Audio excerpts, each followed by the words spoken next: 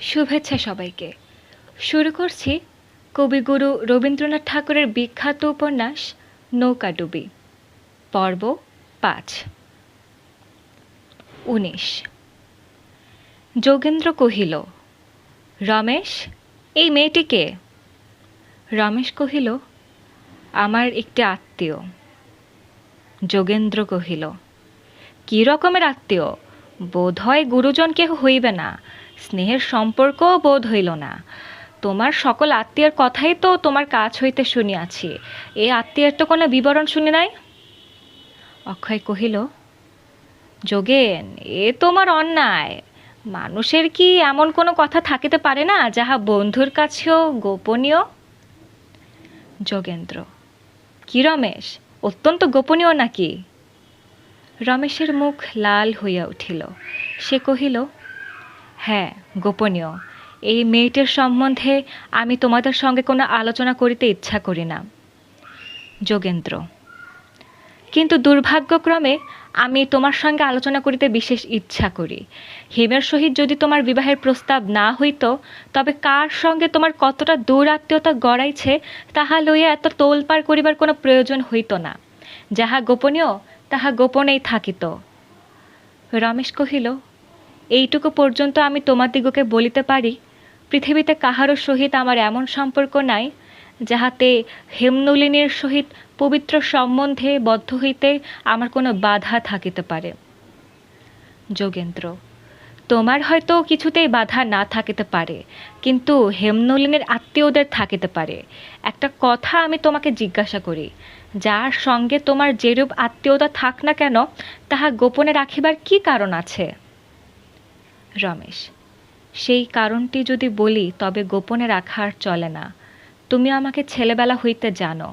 কোনো কারণ জিজ্ঞাসা না করিয়া শুদ্ধ আমার কথার উপরে তোমার দিগকে বিশ্বাস রাখিতে হইবে। যোগেন্দ্র, এই মেয়ের নাম কমলা কিনা? রমেশ, হ্যাঁ। যোগেন্দ্র, ইহাকে তোমার স্ত্রী বলিয়া পরিচয় দিয়াছ কিনা? রমেশ, হ্যাঁ, দিয়াছি। যোগেন্দ্র, তবু তোমার উপরে বিশ্বাস রাখিতে হইবে? তুমি আমার দিগকে জানাইতে চাও এই মেয়েটি তোমার স্ত্রী নহে, অন্য সকলকে জানাইয়াছ এই তোমার স্ত্রী, ইহা ঠিক সত্যপরায়ণতা দৃষ্ট নহে। অক্ষয়, অর্থাৎ বিদ্যালয়ের নীতিবোধে এ দৃষ্টান্ত ব্যবহার করা চলে না, কিন্তু ভাই যোগেন, সংসারে দুই পক্ষের কাছে দুই রকম কথা বলা হয়তো অবস্থা বিশেষে আবশ্যক হইতে পারে। অন্তত তাহার মধ্যে একটা সত্য হওয়াই সম্ভব। হয়তো রমেশবাবু তোমাদিগকে যেটা বলিতেছেন সেইটাই সত্য। রমেশ, আমি তোমাদিগকে কোনো কথাই বলিতেছি না। আমি কেবল এই কথাই বলিতেছি, হেমনলিনীর সহিত বিবাহ আমার কর্তব্য বিরুদ্ধ নহে। কমলা সম্বন্ধে তোমাদের সঙ্গে সকল কথা আলোচনা করিবার গুরুতর বাধা আছে। তোমার আমাকে সন্দেহ করিলে সেও অন্যায় আমি কিছুতে করিতে পারিব না। আমার নিজের সুখ দুঃখ মান অপমানের বিষয় হইলে আমি তোমাদের কাছে গোপন করিতাম না, কিন্তু অন্যের প্রতি অন্যায় করিতে পারি না। যোগেন্দ্র, হেমনলিনীকে সকল কথা বলিয়াছ? রমেশ, না, বিবাহের পরে তাহাকে বলিব এরূপ কথা আছে। যদি তিনি ইচ্ছা করেন এখনো তাহাকে বলিতে পারি। যোগেন্দ্র, আচ্ছা, কমলাকে এ সম্বন্ধে দুই একটা প্রশ্ন করিতে পারি? রমেশ, না, কোনো মতেই না। আমাকে যদি অপরাধী বলিয়া জ্ঞান করো তবে আমার সম্বন্ধে যথোচিত বিধান করিতে পারো, কিন্তু তোমাদের সম্মুখে প্রশ্নোত্তর করিবার জন্য নির্দোষী কমলাকে দাঁড় করাইতে পারিব না। যোগেন্দ্র, কাহাকেও প্রশ্নোত্তর করিবার কোনো প্রয়োজন নাই। যাহা জানিবার জানিয়াছি, প্রমাণ যথেষ্ট হইয়াছে। এখন তোমাকে আমি স্পষ্টই বলিতেছি, ইহার পরে আমাদের বাড়িতে যদি প্রবেশের চেষ্টা করো তবে তোমাকে অপমানিত হইতে হইবে। রমেশ পাংশু বর্ণমুখে স্তব্ধ হইয়া বসিয়া রইল। যোগেন্দ্র কহিল, আর একটি কথা আছে, হেমকে তুমি চিঠি লিখিতে পারিবে না। তাহার সঙ্গে প্রকাশ্যে বা গোপনে তোমার সুদূর সম্পর্কও থাকিবে না। যদি চিঠি লেখো তবে যে কথা তুমি গোপন রাখিতে চাহিতেছ সেই কথা আমি সমস্ত প্রমাণের সহিত সর্বসাধারণের কাছে প্রকাশ করিব। এখন যদি কেহ আমাদের জিজ্ঞাসা করে তোমার সঙ্গে হেমের বিবাহ কেন ভাঙিয়া গেল, আমি বলিব এই বিবাহে আমার সম্মতি নাই বলিয়া ভাঙিয়া দিয়াছি, ভিতরকার কথাটা বলিব না। কিন্তু তুমি যদি সাবধান না হও তবে সমস্ত কথা বাহির হইয়া যাইবে।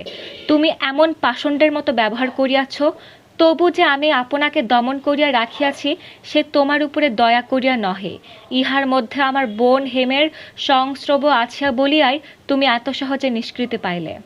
এখন তোমার কাছে আমার এই শেষ বক্তব্য যে কোনো কালে হেমের সঙ্গে তোমার যে কোনো পরিচয় ছিল, তোমার কথায় বার্তায় বা ব্যবহারে তাহার যেন কোনো প্রমাণ না পাওয়া যায়।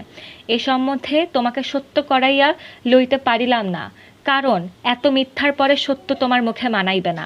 তবে এখনও যদি লজ্জা থাকে, অপমানের ভয় থাকে, তবে আমার এই কথাটা ভ্রমেও অবহেলা করিও না। অক্ষয়: আহা যোগেন, আর কেন? রমেশবাবু নিরুত্তর হইয়া আছেন, তবু তোমার মনে একটু দয়া হইতেছে না? এইবার চলো। রমেশবাবু কিছু মনে করিবেন না, আমরা এখন আসি। যোগেন্দ্র অক্ষয় চলিয়া গেল। রমেশ কাঠের মূর্তির মতো কঠিন হইয়া বসিয়া রহিল। হতবুদ্ধি ভাবটা কাটিয়া গেলে তাহার ইচ্ছা করিতে লাগিল বাসা হইতে বাহির হইয়া গিয়া দ্রুত বেগে পদচারণা করিতে করিতে সমস্ত অবস্থাটা একবার ভাবিয়া লয়। কিন্তু তাহার মনে পড়িয়া গেল কমলা আছে, তাহাকে বাসায় একলা ফেলিয়া রাখিয়া যাওয়া যায় না। রমেশ পাশের ঘরে গিয়া দেখিল কমলা রাস্তার দিকের জানালার একটি খড়খড়ি খুলিয়া চুপ করিয়া বসিয়া আছে। রমেশের পদশব্দ শুনিয়া সে খড়খড়ি বন্ধ করিয়া মুখ ফিরাইল। রমেশ মেঝের উপর বসিল। কমলা জিজ্ঞাসা করিল, উহারা দুজনে কে? আজ সকালে আমাকে স্কুলে গিয়াছিল। রমেশ সবিস্ময়ে কহিল, স্কুলে গিয়াছিল? কমলা কহিল, হ্যাঁ। উহারা তোমাকে কি বলিতেছিল? রমেশ কহিল, আমাকে জিজ্ঞাসা করিতেছিল তুমি আমার কে হও। কমলা যদিও শ্বশুরবাড়ির অনুশাসনের অভাবে এখনো লজ্জা করিতে শেখে নাই, তবু আশৈশব সংস্কার বশে রমেশের এই কথায় তাহার মুখ রাঙা হইয়া উঠিল। রমেশ কহিল, আমি উহাদিগকে উত্তর দিয়াছি তুমি আমার কেউ হও না। কমলা ভাবিল রমেশ তাহাকে অন্যায় লজ্জা দিয়ে উৎপীড়ন করিতেছে। সে মুখ ফিরাইয়া তর্জন স্বরে কহিল, যাও। রমেশ ভাবিতে লাগিল কমলার কাছে সকল কথা কেমন করিয়া খুলিয়া বলিব। কমলা হঠাৎ ব্যস্ত হইয়া পড়িল, কহিল, ওই যা, তোমার ফলটাকে লইয়া যাইতেছে। বলিয়া সে তাড়াতাড়ি পাশের ঘরে গিয়া কাক তাড়াইয়া ফলের থালা লইয়া আসিল। রমেশের সম্মুখে থালা রাখিয়া কহিল, তুমি খাইবে না? রমেশের আর আহারে উৎসাহ ছিল না, কিন্তু কমলের এই যত্নটুকু তাহার হৃদয় স্পর্শ করিল। সে কহিল, কমলা, তুমি খাবে না? কমলা কহিল, তুমি আগে খাও। এইটুকু ব্যাপার, বেশি কিছু নয়, কিন্তু রমেশের বর্তমান অবস্থায় এই হৃদয়ের কোমল আভাসটুকু তাহার বক্ষের ভিতরকার অশ্রু উৎসে গিয়া যেন ঘা দিল। রমেশ কোনো কথা না বলিয়া জোর করিয়া ফল খাইতে লাগিল। খাওয়ার পালা সাঙ্গ হইলে রমেশ কহিল, কমলা, আজ রাত্রে আমরা দেশে যাইব। কমলা চোখ নিচু, মুখ বিষণ্ণ করিয়া কহিল, সেখানে আমার ভালো লাগে না। রমেশ, স্কুলে থাকিতে তোমার ভালো লাগে? কমলা, না, আমাকে স্কুলে পাঠাইও না, আমার লজ্জা করে। মেয়েরা আমাকে কেবল তোমার কথা জিজ্ঞাসা করে। রমেশ, তুমি কি বলো? কমলা, আমি কিছুই বলিতে পারি না। তাহারা জিজ্ঞাসা করিত, তুমি কেন আমাকে ছুটির সময় স্কুলে রাখিতে চাহিয়াছ? আমি। কমলা শেষ করিতে পারিল না। তাহার হৃদয়ের ক্ষতস্থানে আবার ব্যথা জাগিয়া উঠিল। রমেশ, তুমি কেন বলিলে না তিনি আমার কেহই হন না? কমলা রাগ করিয়া রমেশের মুখের দিকে কুটিল কটাক্ষে চাহিল, কহিল, যাও। আবার রমেশ মনে মনে ভাবিতে লাগিল, কি করা যাইবে। এদিকে রমেশের বুকের ভিতরে বরাবর একটা চাপা বেদনা কীটের মতো যেন গহ্বর খনন করিয়া বাহির হইয়া আসিবার চেষ্টা করিতেছিল। এতক্ষণে যোগেন্দ্র হেমনলিনীকে কি বলিল, হেমনলিনী কি মনে করিতেছে, প্রকৃত অবস্থা কেমন করিয়া হেমনলিনীকে বুঝাইবে, হেমনলিনীর সহিত চিরকালের জন্য যদি তাহাকে বিচ্ছিন্ন হইতে হয়, তবে জীবন বহন করিবে কি করিয়া, এই সকল জ্বালাময় প্রশ্ন ভিতরে ভিতরে জমা হইয়া উঠিতেছিল। অথচ ভালো করিয়া তাহা আলোচনা করিবার অবসর রমেশ পাইতেছিল না। রমেশ এটুকু বুঝিয়াছিল যে কমলার সহিত রমেশের সম্বন্ধ কলিকাতায় তাহার বন্ধু এবং শত্রুমণ্ডলের মধ্যে তীব্র আলোচনার বিষয় হইয়া উঠিল। রমেশ যে কমলার স্বামী, এই গোলমালে সেই জনশ্রুতি যথেষ্ট ব্যাপ্ত হইতে থাকিবে। এ সময়ে রমেশের পক্ষে কমলাকে লইয়া আর একদিনও কলকাতায় থাকা সঙ্গত হইবে না। অন্যমনস্ক রমেশের এই চিন্তার মাঝখানে হঠাৎ কমলা তাহার মুখের দিকে চাহিয়া কহিল, তুমি কি ভাবিতেছ? তুমি যদি দেশে থাকিতে চাও, আমি সেইখানেই থাকিব। বালিকার মুখে এই আত্মসংযমের কথা শুনিয়া রমেশের বুকে আবার ঘা লাগিল। আবার সে ভাবিল, কি করা যাইবে। পুনর্বার সে অন্যমনস্ক হইয়া ভাবিতে ভাবিতে নিরুত্তরে কমলার মুখের দিকে চাহিয়া কহিল। কমলা মুখ গম্ভীর করিয়া জিজ্ঞাসা করিল, আচ্ছা, আমি ছুটির সময় স্কুলে থাকিতে চাহি নাই বলিয়া তুমি রাগ করিয়াছ? সত্যি করিয়া বলো। রমেশ কহিল, সত্য করিয়াই বলিতেছি, তোমার উপরে রাগ করি নাই, আমি নিজের উপরেই রাগ করিয়াছি। রমেশ ভাবনার জাল হইতে নিজেকে জোর করিয়া ছাড়াইয়া লইয়া কমলার সহিত আলাপ করিতে প্রবৃত্ত হইল। তাহাকে জিজ্ঞাসা করিল, আচ্ছা কমলা, স্কুলে এতদিন কি শিখেলে বলো দেখি। কমলা অত্যন্ত উৎসাহের সহিত নিজের শিক্ষার হিসাব দিতে লাগিল। সম্প্রতি পৃথিবীর গোলাকৃতির কথা তাহার অগোচর নাই জানাইয়া যখন সে রমেশকে চমৎকৃত করিয়া দিবার চেষ্টা করিল, রমেশ গম্ভীর মুখে ভূমণ্ডলের গোলত্বের সন্দেহ প্রকাশ করিল। কহিল, এ কি কখনো সম্ভব হইতে পারে? কমলা চক্ষু বিস্ফারিত করিয়া কহিল, বাহ, আমাদের বইয়ে লেখা আছে, আমরা পড়িয়াছি। রমেশ আশ্চর্য জানাইয়া কহিল, বলো কি, বইয়ে লেখা আছে? কত বড় বই? এই প্রশ্নে কমলা কিছু কুণ্ঠিত হইয়া কহিল, বেশি বড় বই নয়, কিন্তু ছাপার বই, তাহাতে ছবিও দেওয়া আছে। এত বড় প্রমাণের পর রমেশকে হার মানিতে হইল। তারপরে কমলা শিক্ষার বিবরণ শেষ করিয়া বিদ্যালয়ের ছাত্রী ও শিক্ষকদের কথা, সেখানকার দৈনিক কার্যধারা লইয়া বকিয়া যাইতে লাগিল। রমেশ অন্যমনস্ক হইয়া ভাবিতে ভাবিতে মাঝে মাঝে সাড়া দিয়া গেল। কখনো বা কথার শেষ সূত্র ধরিয়া এক আধটা প্রশ্নও করিল। এক সময় কমলা বলিয়া উঠিল, তুমি আমার কথা কিছুই শুনিতেছ না। বলিয়া সে রাগ করিয়া তখনই উঠিয়া পড়িল। রমেশ ব্যস্ত হইয়া কহিল, না না কমলা, রাগ করিও না, আমি আজ ভালো নাই। ভালো নাই শুনিয়া কমলা ফিরিয়া আসিয়া কহিল, তোমার অসুখ করিয়াছে, কি হইয়াছে? কমলা কহিল, ঠিক অসুখ নয়, ও কিছুই নয়, আমার মাঝে মাঝে অমন হইয়া থাকে, আবার এখনই চলিয়া যাইবে। কমলা রমেশকে শিক্ষার সহিত আমোদ দিবার জন্য কহিল, আমার ভূগোল প্রবেশে পৃথিবীর যে ছবি আছে দেখিবে? রমেশ আগ্রহ প্রকাশ করিয়া দেখিতে চাহিল। কমলা তাড়াতাড়ি তাহার বই আনিয়া রমেশের সম্মুখে খুলিয়া ধরিল। কহিল, এই যে দুটো গোল দেখিতেছ, ইহা আসলে একটা। গোল জিনিসের দুটো পিঠ কি কখনো একসঙ্গে দেখা যায়? রমেশ কিঞ্চিৎ ভাবিবার ভান করিয়া কহিল, চ্যাপ্টা জিনিসেরও তো দেখা যায় না। কমলা কহিল, সেই জন্য এই ছবিতে পৃথিবীর দুই পিঠ আলাদা করিয়া আঁকিয়াছে। এমনি করিয়া সন্ধ্যাটা কাটিয়া গেল।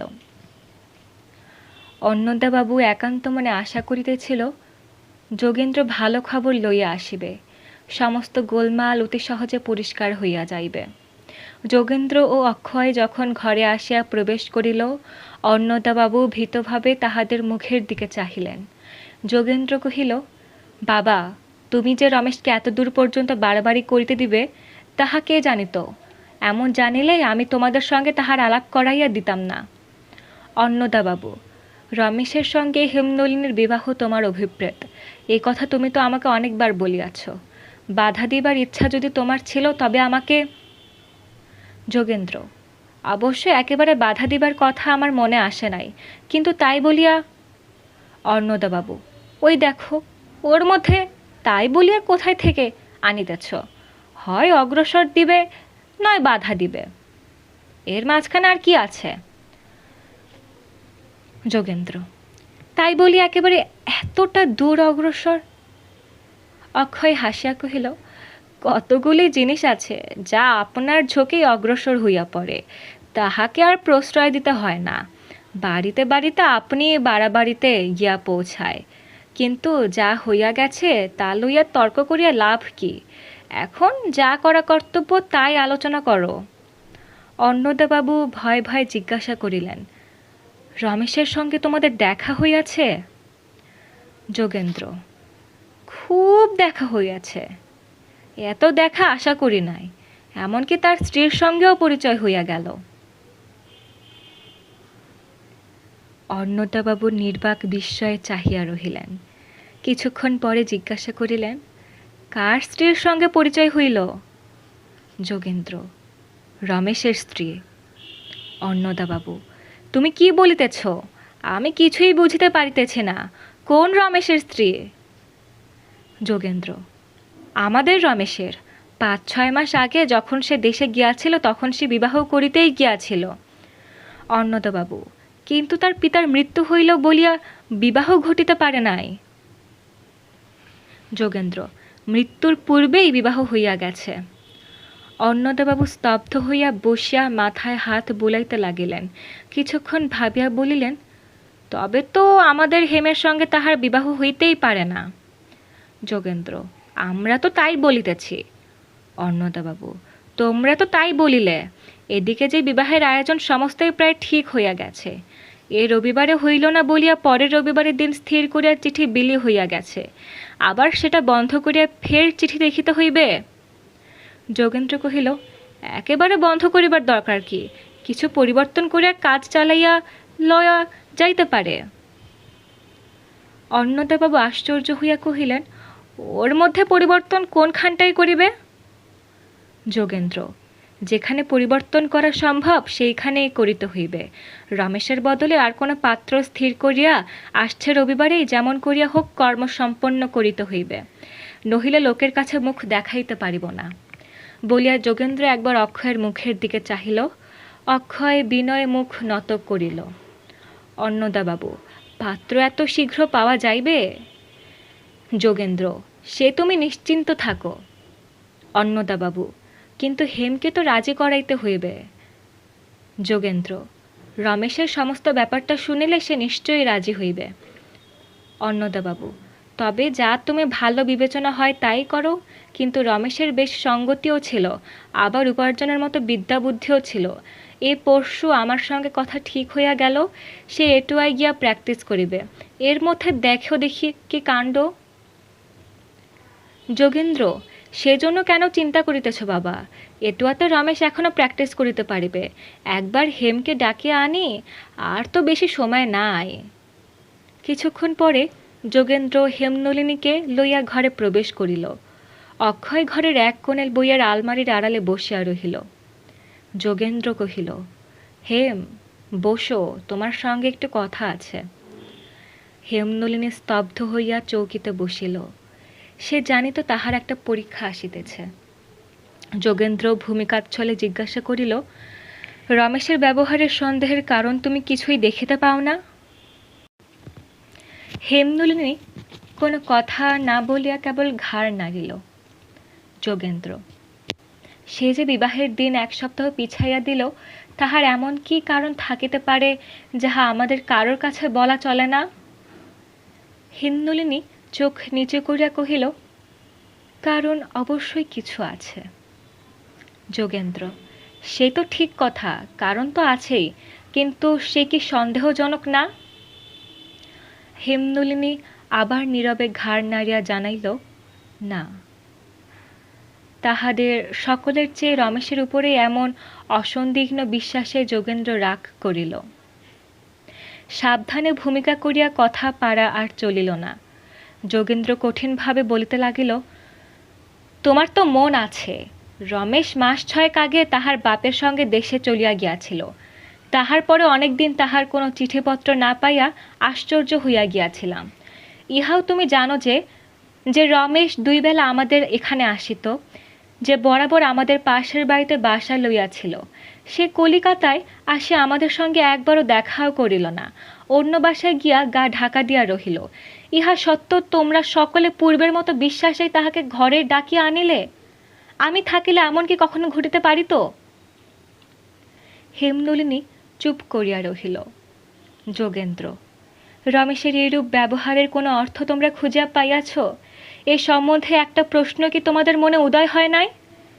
রমেশের পরে এত গভীর বিশ্বাস?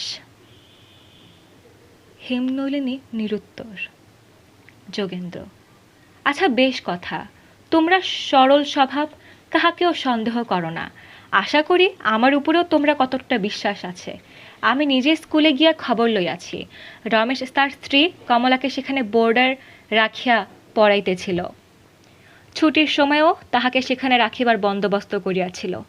হঠাৎ 2-3 দিন হইল স্কুলের কর্ত্রীরার নিকট হইতে রমেশ চিঠি পাইয়াছে যে ছুটির সময় কমলাকে স্কুলে রাখা হইবে না। আজ তাহাদের ছুটি ফুরাইয়াছে। কমলাকে স্কুলের গাড়ি দর্জিপাড়ার তাহাদের সাবেক বাসায় পৌঁছাইয়া দিয়াছে। সেই বাসায় আমি নিজে গিয়াছি। গিয়া দেখলাম কমলা বটিতে আপেলের খোসা ছাড়াইয়া কাটিয়া দিতেছে। রমেশ তাহার সম্মুখে মাটিতে বসিয়া এক এক টুকরা লইয়া মুখে পড়িতেছে। রমেশকে জিজ্ঞাসা করিলাম, ব্যাপারখানা কি? রমেশ বলিল, সে এখন আমাদের কাছে কিছুই বলিবে না। যদি রমেশ একটা কথাও বলিত যে রমেশ তাহার স্ত্রী নহে, তাহা হইল না হয় সেই কথাটুকুর উপর নির্ভর করিয়া কোনো মতো সন্দেহকে শান্ত করিয়া রাখিবার চেষ্টা করা যাইত। কিন্তু সেই হ্যাঁ না কিছুই বলিতে চায় না। এখন ইহার পরেও কি রমেশের উপর বিশ্বাস রাখিতে চাও? প্রশ্নের উত্তরের অপেক্ষায় যোগেন্দ্র হেমনলিনীর মুখের প্রতি নিরীক্ষণ করিয়া দেখিল তাহার মুখ অস্বাভাবিক বিবর্ণ হইয়া গেছে এবং তাহার যতটা জোর আছে 2 হাতে চৌকির হাতা চাপাইয়া ধরিবার চেষ্টা করিতেছে। মুহূর্তকাল পরেই সম্মুখের দিকে ঝুঁকিয়া পড়িয়া মূর্ছিত হইয়া চৌকি হইতে সে নিচে পড়িয়া গেল। অন্নদাবাবু ব্যাকুল হইয়া পড়িলেন। তিনি ভুলণ্ঠিতা হেমনলিনীর মাথা 2 হাতে বুকের কাছে তুলিয়া লইয়া কহিলেন, মা, কি হইল মা? ওদের কথা তুমি কিছুই বিশ্বাস করিও না, সব মিথ্যা। যোগেন্দ্র তাহার পিতাকে সরাইয়া তাড়াতাড়ি হেমনলিনীকে একটা সোফার উপর তুলিল। নিকটে কুঁজায় জল ছিল, সেই জল লইয়া তাহার মুখে চোখে বারংবার ছিটাইয়া দিল এবং অক্ষয় একখানা হাত পাখা লইয়া তাহাকে বেগে বাতাস করিতে লাগিল। হেমনলিনী অনতিকাল পরে চোখ খুলিয়াই চমকিয়া উঠিল।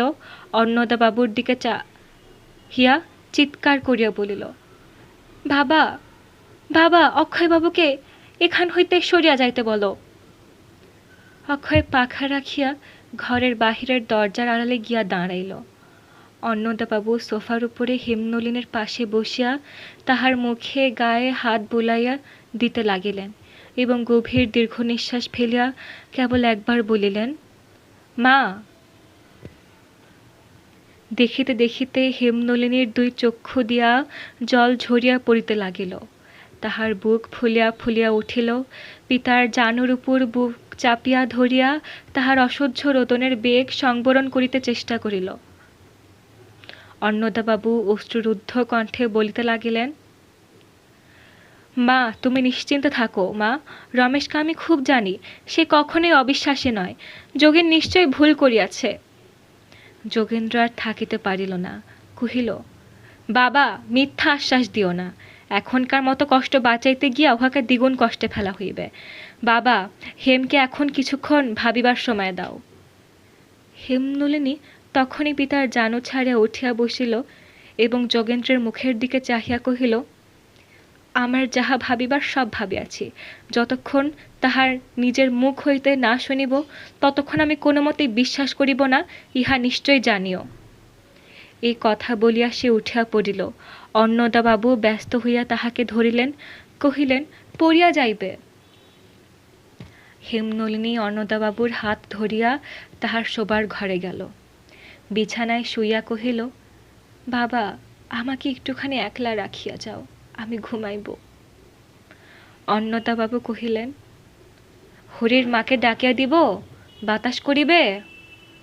হেমনলিনী কহিল, বাতাসের দরকার নাই বাবা। অন্নদাবাবু পাশের ঘরে গিয়া বসিলেন এই কন্যাটিকে 6 মাসের শিশু অবস্থায় রাখিয়া ইহার মা মারা যায়। সেই হেমের মার কথা তিনি ভাবিতে লাগিলেন। সেই সেবা, সেই ধৈর্য, সেই চিরপ্রসন্নতা মনে পড়িল। সেই গৃহলক্ষ্মীর প্রতিমার মতো যে মেয়েটি এতদিন ধরিয়া তাহার কোলের উপর বাড়িয়া উঠিয়াছে, তাহার অনিষ্ট আশঙ্কায় তাহার হৃদয় ব্যাকুল হইয়া উঠিল। পাশের ঘরে বসিয়া বসিয়া তিনি মনে মনে তাহাকে সম্বোধন করিয়া বলিতে লাগিলেন, মা, তোমার সকল বিঘ্ন দূর হোক, চিরদিন তুমি সুখে থাকো। তোমাকে সুখী দেখিয়া, সুস্থ দেখিয়া, যাহাকে ভালোবাসো তাহার ঘরের মধ্যে লক্ষ্মীর মতো প্রতিষ্ঠিত দেখিয়া আমি যেন তোমার মার কাছে যাইতে পারি। এই বলিয়া জামার প্রান্তে আর্দ্র চক্ষু মুছিলেন। মেয়েদের বুদ্ধির প্রতি যোগেন্দ্রের পূর্ব হইতে যথেষ্ট অবজ্ঞা ছিল, আজ তাহা আরও দৃঢ় হইল। ইহারা প্রত্যক্ষ প্রমাণও বিশ্বাস করে না, ইহাদিগকে লইয়া কি করা যাইবে? দুয়ে দুয়ে যে 4 হইবে, তাহাতে মানুষের সুখী হোক আর দুঃখী হোক, তাহা ইহারা স্থল বিশেষে অনায়াসে অস্বীকার করিতে পারে। যুক্তি যদি কালোকে কালোই বলে, আর ইহাদের ভালোবাসা তাহাকে বলে সাদা, তবে যুক্তি বিচারের উপরে ইহারা ভারী খাপা হইয়া উঠিবে। ইহাদিগকে লইয়া যে কি করিয়া সংসার চলে, তাহা যোগেন্দ্র কিছুতেই ভাবিয়া পাইল না। যোগেন্দ্র ডাকিল, অক্ষয়। অক্ষয় ধীরে ধীরে ঘরে প্রবেশ করিল। যোগেন্দ্র কহিল, সব তো শুনিয়াছ, এখন ইহার উপায় কি? অক্ষয় কহিল, আমাকে এসব কথার মধ্যে কেন মিছামিছি টানো ভাই? আমি এতদিন কোনো কথাই বলি নাই, তুমি আসিয়াই আমাকে এই মুশকিলে ফেলিয়াছ। যোগেন্দ্র, আচ্ছা, সেই সব নালিশের কথা পরে হইবে। এখন হেমনলিনীর কাছে রমেশকে নিজের মুখে সকল কথা কবুল না করাইলে উপায় দেখি না। অক্ষয়, পাগল হইয়াছ? মানুষ নিজের মুখে।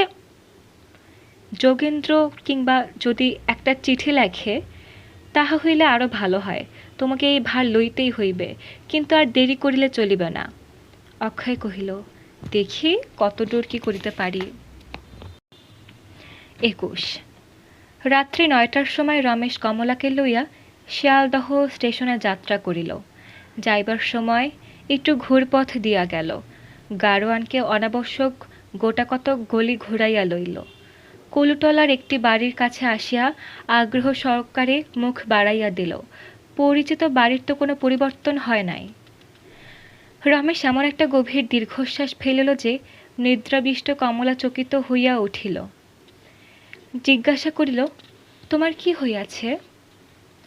রমেশ উত্তর দিল, কিছুই না, আর কিছুই বলিল না। গাড়ির অন্ধকারে চুপ করিয়া বসিয়া রহিল।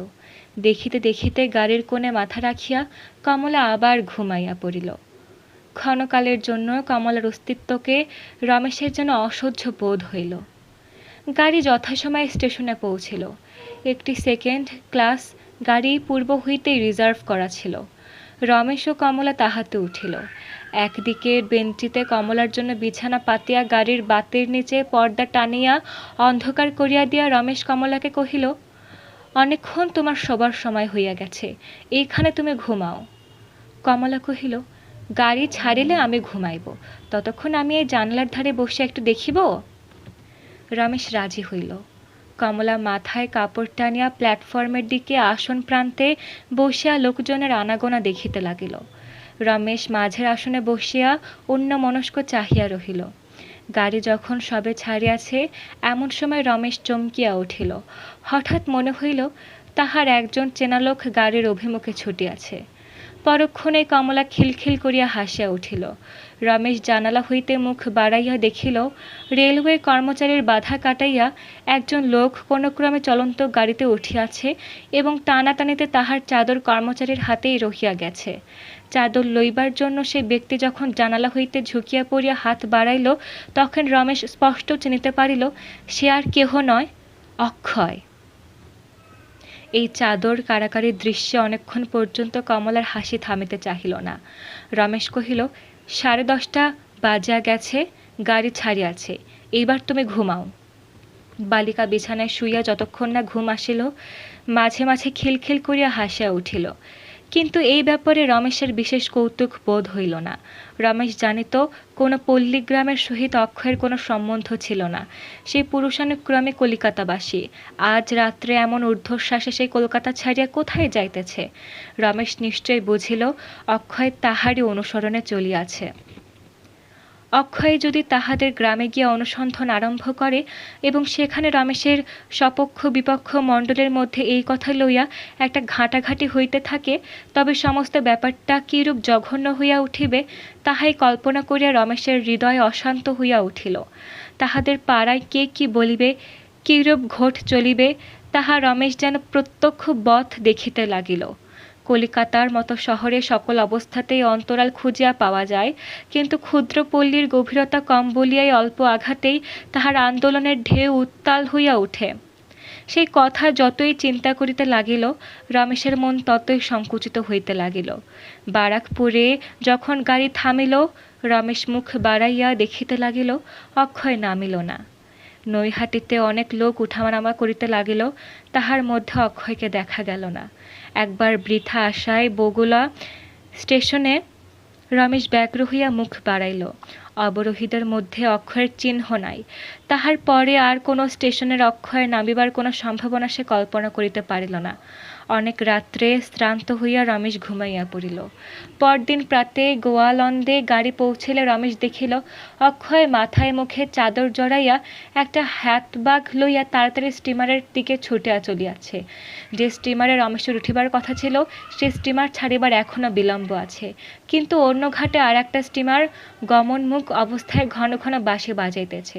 রমেশ জিজ্ঞাসা করিল, এ স্টিমার কোথায় যাইবে? উত্তর পাইল, পশ্চিমে। কতদূর পর্যন্ত যাইবে? জল না কমিলে কাশী পর্যন্ত যায়।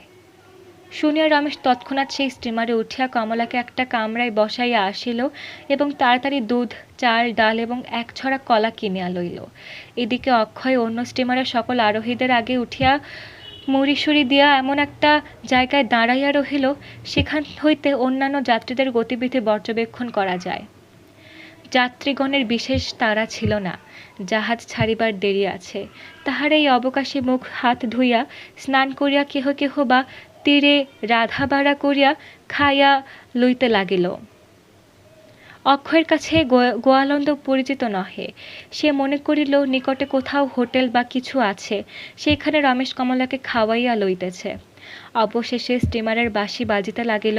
তখনও রমেশের দেখা নাই। কম্পমান তক্তার উপর দিয়া যাত্রীর দল জাহাজে উঠিতে আরম্ভ করিল। ঘন ঘন বাঁশির ফুৎকারে লোকের তাড়া ক্রমেই বাড়িয়া উঠিতে লাগিল, কিন্তু আগত ও আগন্তুকদের মধ্যে রমেশের কোনো চিহ্ন নাই।